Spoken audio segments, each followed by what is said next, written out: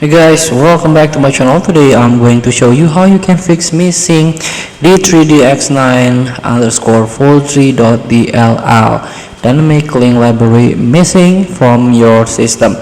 So when you try to open the program, game or software, the program cannot start because of this error. DirectX missing is from your computer. So in order to fix this, you can try to go to the Microsoft.com and try to search DirectX and user runtime web installer. Just type this keyword on your Google or on your browser. So directly you can click on Microsoft.com link official website. So here you can download this app, only up to 300 kilobyte. It's very small.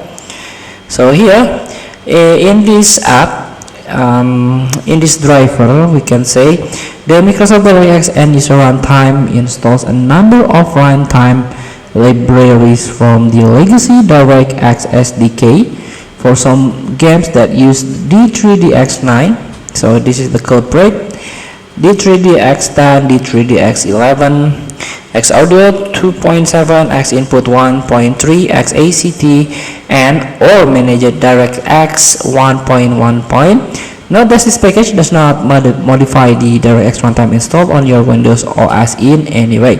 So you can download it and try to install the software.